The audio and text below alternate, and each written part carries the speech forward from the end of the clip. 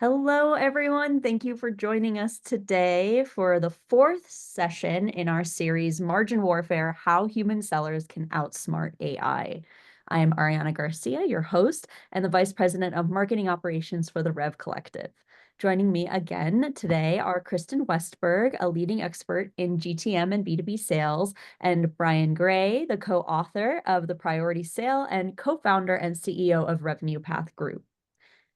As AI continues to transform the way we do business, there's one question that comes up again and again. Where do human sellers and marketers fit in this new landscape? In today's webinar, Where is there room for sellers in the age of AI? We'll explore that question and more based on insights from the Priority Sale. So here's what we're going to cover in the next 20 minutes. Why sellers and marketers remain essential despite AI's capabilities, the key skills these professionals need to complement AI, and how to maintain a competitive edge with a human touch. So let's dive in. All right. So Brian, in our last webinar, we discussed how everyone now has access to the same data and information as well as sales and marketing tools that leverage AI for content generation and customer interactions. So why are human sellers and marketers still essential in this age of AI?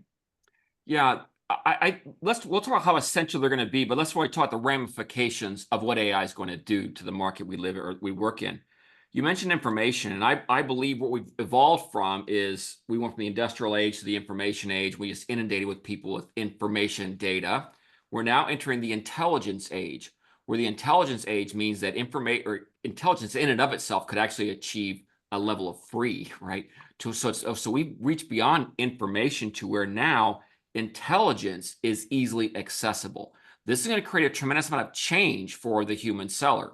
So while they will survive and thrive if they adapt, there are some real challenges we have to think about. For example, the bottom part of the sale where the prospects, actively seeking a solution will now be done by artificial intelligence, an agent, if you will.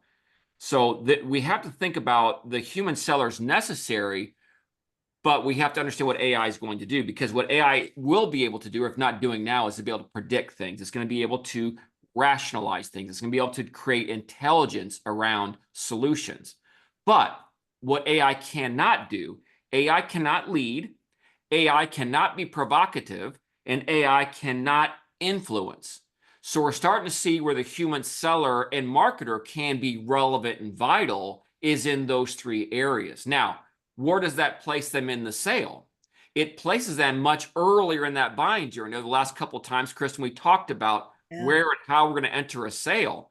And in this idea of being an early, before the process even thought about a buying journey, is probably the only place a human seller can be successful. A human marketer could actually be successful. So there's plenty of room for the human in this equation, but not if we don't adapt and adopt the AI and the methodologies we need to do that. Fascinating, really good points. So Kristen, with AI handling so much, what makes that human connection irreplaceable? Yeah, I mean, in this, prevalent era of AI, really that question is so fundamental. Why is human connection irreplaceable? And one of the biggest things that stands out to me is trust. I don't think buyers trust bots. They don't trust algorithms. They really trust people. I think we all, have experienced this firsthand in kind of the automated, generic messaging that is funneling into our inboxes everywhere. And it's just, it's so uncredible. And, ultimately, when buyers are making decisions, they really want to be, when they're at that point, when they want to engage with a human, they want to be understood. They want that seller to really understand their challenges, their threats.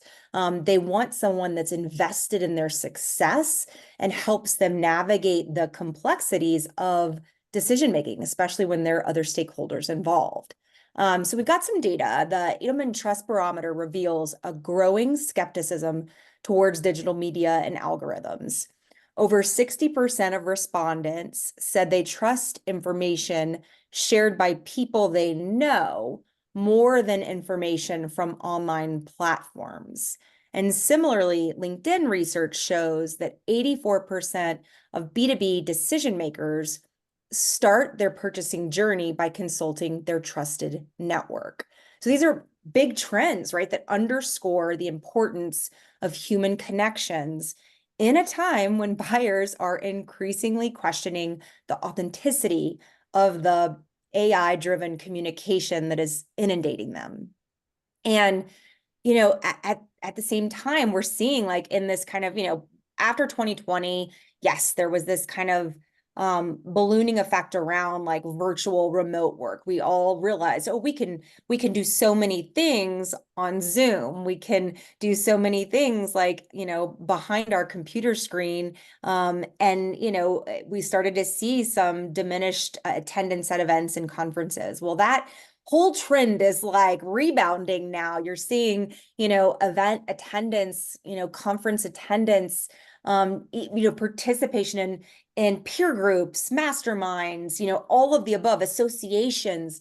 They're surging. They're like, exceeding pre-COVID levels, in abundance, because I think we've all realized like we're all one craving that real authentic human to human engagement, but also like these are our trusted networks. These are where we're getting the best quality information and education.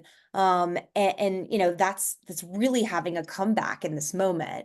So I think sellers have a real opportunity, if by getting out in front of their buyer in these shared communities and these trusted networks, they can really have that authentic connection. And ultimately it really comes down to, in that moment, how do they take advantage and capitalize on that? So we said before, buyers don't change from their status quo. They feel really safe in their status quo up until the point at which, the risk of inertia or inaction, it outweighs that discomfort of change, right? They have to really understand there's a threat and they need to prioritize making a change. And a human seller is really the only, is the only one capable here of being able to understand those threats, really use those fears to influence, as Brian mentioned before.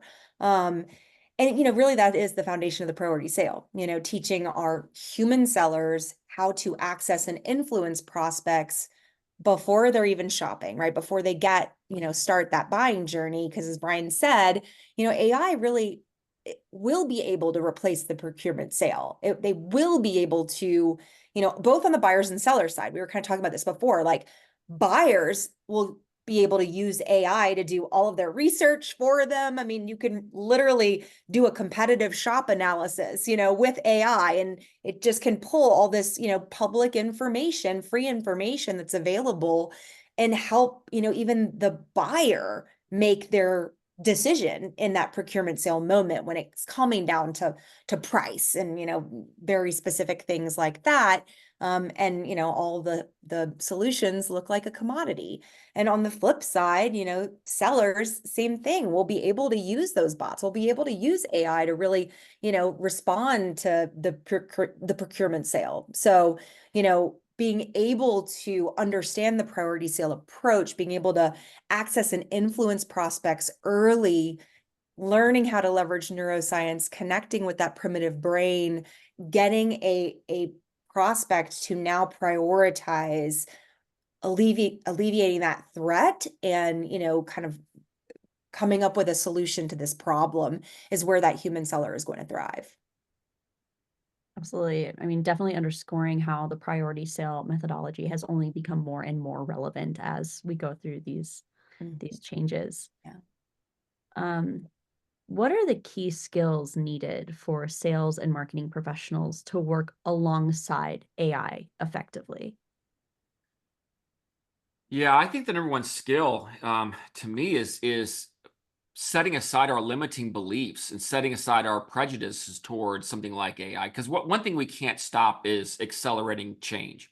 And it just, when Kristen, you mentioned that people don't trust this yet. I always like to put the word yet or Yeah. today on something, because it's like the old days where we just hated those automated voice systems, because you ended up somewhere in the middle of nowhere and no one helped you. And people say, I don't like this technology, but what they really were frustrated by is I couldn't get my answer solved, right? I was left hanging out there, because we've worked with many human customer service folks where you're just as frustrated, if not. Yeah, no doubt. So when you start seeing something like AI being helpful to you, it's not the human connection we're necessarily craving at that moment. I just want someone to resolve my challenge here. I just want someone to recommend what the right solution is for me. So we have to get used, because what's going to happen is the cost for deployment of AI, or we call them digital employees, the cost will be so low. And Kristen, you mentioned on the buy side, if the buyer is deploying agents to search, why do we need to talk to 3 humans? Why can't a bot talk to a bot to consummate a sale when we all know what he wants? We all know what we want. So I think we have to learn to contend with this. And I wanted to share just a couple of slides today, because I think it's really, really interesting when it comes to the right kind of skills we need moving forward. So and I think the skills is open-mindedness, right? Because we live in a world now where change is accelerating faster than our human adaptability. So if you see the curve here, we see this exponential change on top of itself, and we've completely outstripped our human adaptability. So the world's changing faster than we can keep up with. Our brains can't even keep up with. And this is going to become really problematic moving forward. And I tell people all the time, right? When we look backward in time, today's the fastest we've ever gone in our entire lives. But when we point toward the future, today will be the slowest we ever go by order of magnitude. And we're going to see a complete transformation. And if we're not open and able to adapt to this change, we're going to struggle. So when you fall off an accelerating curve, what we end up doing as an organization is you end up falling further behind faster. And that's the real challenge with sellers today, is if they cannot leverage their abilities and become stronger and faster, they're going to fall behind. And when you fall behind further faster and you don't adapt or adapt quickly enough, you're going to get eaten, right? Because the fast will truly eat the slow. So how do we really make this connection between my adaptability to change and where the curve of acceleration lies? I believe the solution lies with AI itself, right? Because that becomes the shortcut. So this idea of digital employees are going to be so prevalent, and it's going to happen faster and faster and faster. And if we don't prepare for it, we're going to be in big trouble. In fact, there's something else I want to show you. This is from OpenAI. This is their whole road to artificial general intelligence, AGI, which is the high watermark for where AI will take us. Level 1 is conversation chatbots. We've seen those for a couple of years. But level 5 is actually functioning as an organization. That's a quite mind-blowing concept, so we're going to stay away from there for today. But what's interesting is that we've been at level 1 conversational for some time, right? And it's this general low-purpose use. Hey, I'm looking for this. Can you help me with a headline? I'm looking for this. So this general conversational chat body kind of stuff. But what we have seen over the last half of 2024 is AI is now reaching level 2 and level 3. So with OpenAI's O1 platform, it can now solve complex problems at a PhD level. And just on its heels are actual agents where they can operate autonomously for several days at a time. This is where we are. So we have to learn to adapt and adopt this approach, because what it will do is it will help make us better, smarter, operate faster, do more work in less time, and even make some of our sales for us. And if we ignore it, it's to our own peril. Last thought on this. Jensen Huang, who's the CEO of NVIDIA, which is really making all the chips driving all of this, he was at a presentation the other day and mentioned that AI is not going to take 50% of our jobs away. But what AI will do is take 50% of 100% of our jobs, or 50% of work from 100% of our jobs away from us. So in other words, it's going to take half of our work off our plate, and it's going to help us go faster, right? If we adapt quick enough. And if we ignore this, we're going to fall behind further faster because we can't keep up on the curve. It's so incredible to think about this, living through this incredible moment of history. You can Yeah. liken it easily to the invention of the printing press and other pivotal moments in time, right? And it's It all about how we're fundamentally going. changed. Absolutely. And sometimes I got this from The Economist years ago, a great quote, that sometimes change is so vast and dislocative that it's hard to tell a disaster from an opportunity. So I believe we're at that same point, Ari, that you're talking about, that we have a choice to make. I think we're up for a golden era of margin creation, but I also think you're in for a world of hurt if we don't adapt, because for every catastrophic or technical change in our lives, those who adapt are the ones who survive and thrive. We just don't have a lot of time to adapt anymore because of the compression and the acceleration. Well, that's a perfect segue because my next question was going to be, Kristen, how do we maintain a competitive edge with a human touch when buyers and sellers have AI assistants at their fingertips? Totally. Yeah, I mean, I think the seller today needs to really take stock of the parts of their job that AI will be able to replace and really get, good at the parts of their job that require a human. And so what that really means is sellers really need to think about those moments, those captive moments with buyers, and also leveraging the concepts of the priority sale, how to take advantage of that to start a buying journey.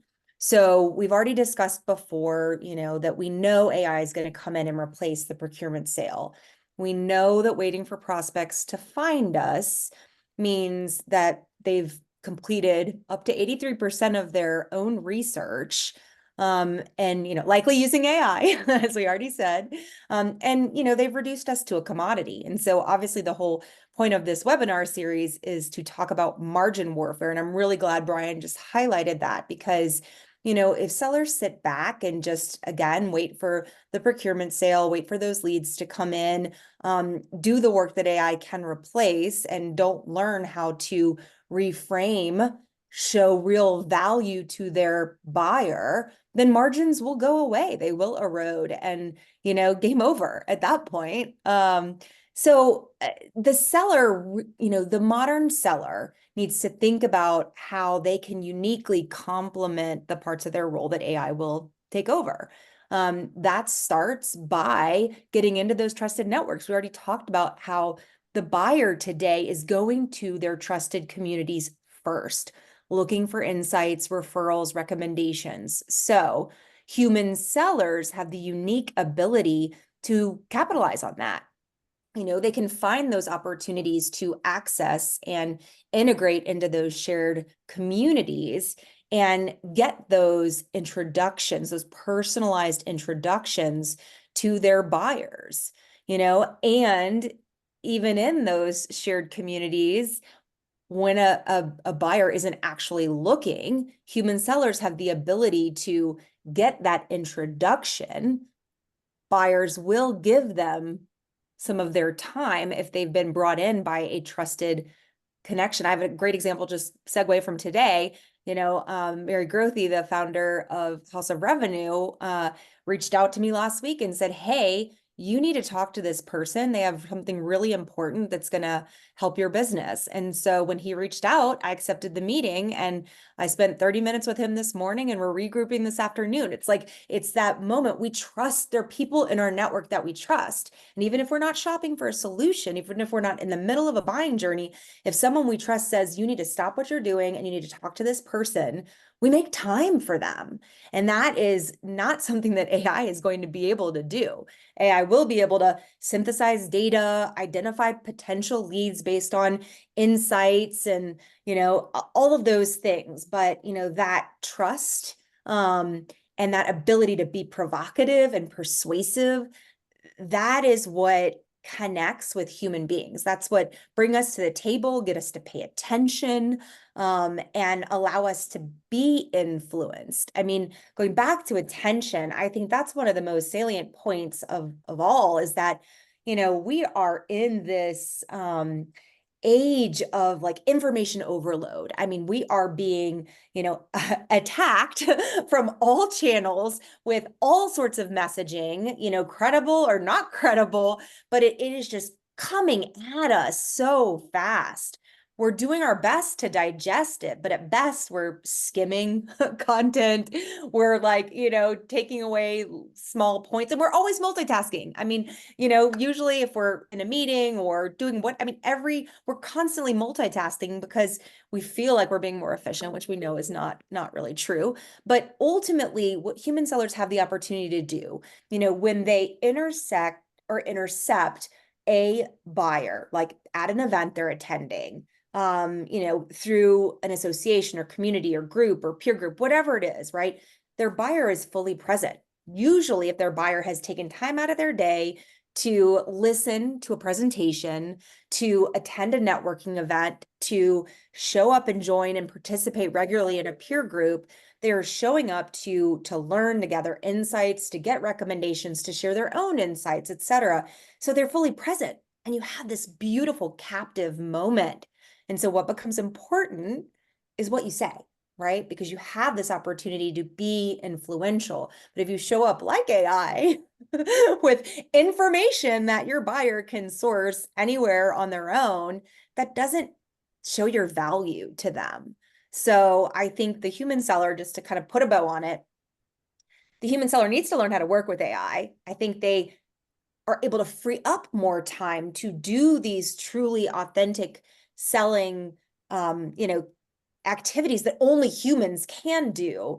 Leverage AI to replace, those other activities. And in that perfect scenario, human sellers can, realize their full potential and and maximize their value.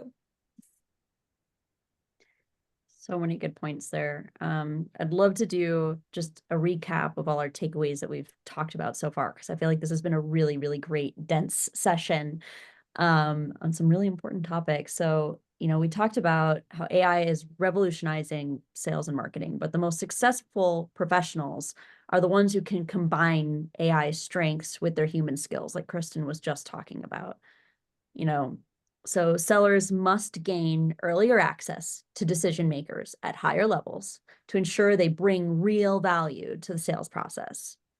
We know that AI is transforming work as we know it, shifting how tasks are handled. So as Brian mentioned, some experts are estimating AI won't eliminate half of the jobs a lot of people are afraid of right now, but it will take on about 50% of that workload currently that everyone's handling. We also talked about how AI will take over much of the procurement process, raising the question, what happens when intelligence becomes freely available and purchasing decisions no longer require a seller? We talked about that sellers can't afford to delay. Brian showed us that graph with human adaptability. The time to prepare for this shift and adapt to this new reality is right now. And, the traditional sales role is evolving, and sellers have to embrace this shift and in order to remain relevant and stay competitive. So we have a few minutes left here. I'd like to open up for questions. I see we've had a couple submitted so far. Let's see. Oh yeah. I've played around with ChatGPT and I don't see how it will affect my job as a seller now. Realistically, when is that likely to happen? Can I take this? Yeah, Brian, Yeah. go for it. You're right. You're right. It's very, very shallow and very broad. So that's where when we go back that 5 levels to AGI, that conversational chatbots, we can ask a few things here and find something kind of interesting, but it's very narrow and very broad. AI will become valuable to you and all of us when it's able to stay narrow and go very deep. And we're going to see models having this ability this coming year to be able to do that. In fact, there's some big breakthroughs we're going to see happen in the year 2025. Number one, we're going to see recursive learning, where the AI can actually correct and fix its own mistakes. Remember a year and a half ago, we talked about hallucinating. I never heard that word so much versus maybe the late 60s, I guess. But the fact is, we're seeing that kind of move along, right? And once it starts to be able to fix its own errors, it becomes even smarter, faster. Second, we're going to see the evolution of EQ, not just IQ. So when an AI can actually understand someone and bring the emotional quotient into play, it makes it more relatable and more transformative. And third, you're going to see memory become a big part of the issue. One of the challenges of shallow and broad is we can have quick interchanges, but every time I go back, I got to start all over again. What happens when your AI can have a memory and recall previous conversations, previous scenarios, and stay with you? So we're going to start seeing a narrowing and a deepening of AI's ability and making it all about the individual and the organization and the tasks that I want to complete. So hang on, it will be there. I know some are impatient now. In fact, one of the things I tend to say with a lot of leader groups is that while AI is still a wee bit overhyped, it's very much underestimated. And back to that accelerating curve, you're going to see 2025 be that year of, wow, I'm glad I started preparing and thinking about this 6 months ago versus what do I do now when my competitors are months ahead of me? Because months ahead of somebody now is like years ahead of somebody back in the early 2000s. Totally. All right, another question. As buyers place more trust in their networks over online recommendations, what can sellers do to reach them through those communities? Yeah, I'll take this one because it really builds nicely onto the themes Absolutely. I was covering earlier. Yeah, I mean, it's a great question, right? Like, how do you make this actionable? Okay, yeah, it's great. We know buyers are trusting their network, over online sources. So how do sellers take action on that insight? How do they actually get there? So, we talked about this, I think, in one of our previous webinars, but one of our core beliefs in the priority sale is the importance of that thought leadership. And so, when you can show up as a real expert in a topic, in an area that your buyer is interested in, that is where the magic happens. So buyers are turning to their peers and their communities for insights and guidance.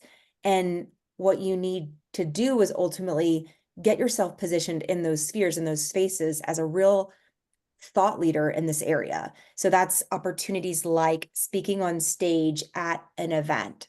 Up on stage, your presence alone makes you more credible, but you also need to take advantage of that opportunity with the right messaging, which I'll come to in a minute.